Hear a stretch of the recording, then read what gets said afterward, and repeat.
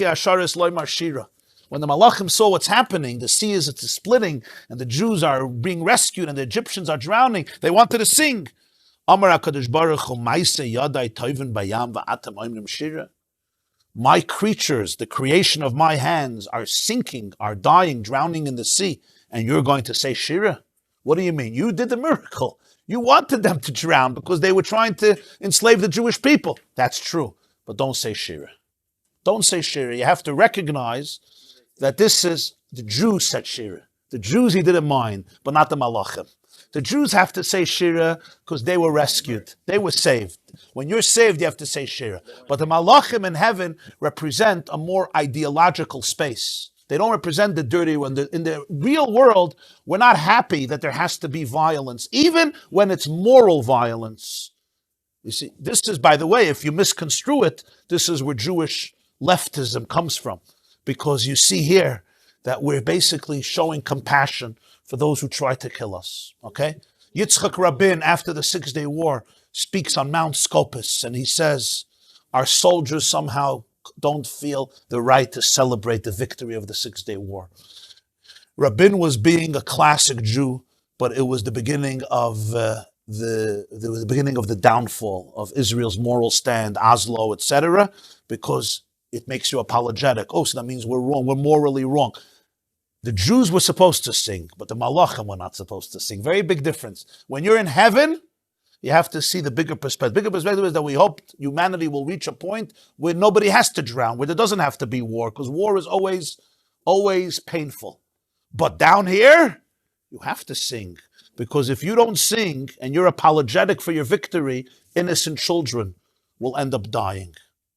This is the very big distinction. If you're an angel in heaven, God says, do me a favor.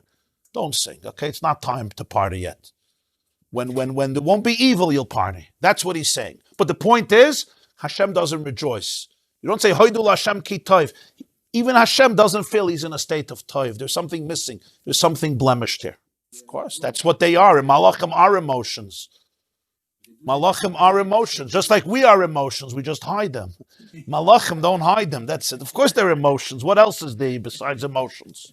Talk to your therapist. There's nothing but emotions. Malachim are emotions. Avos Hashem, Yiras Hashem. They shrayin Kaddish, Kaddish, Kaddish. What do you think they do? Oynim be'ema, v'ayimrim be'yira. Serafim, they're burnt up in emotions. Chayas HaKadosh.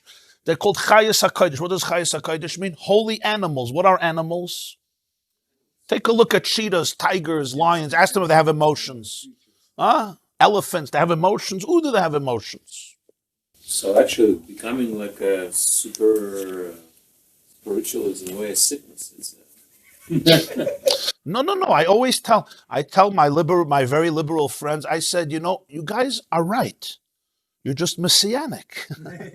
When Mashiach comes, you're 100% right. You're 100%. You could look at Hamas and at every prayer and say, they just really want freedom. You're right. One man's terrorist is the New York Times freedoms fighter. I got that. But you're just post-messianic. We're all going to agree. We hope that we can agree with you.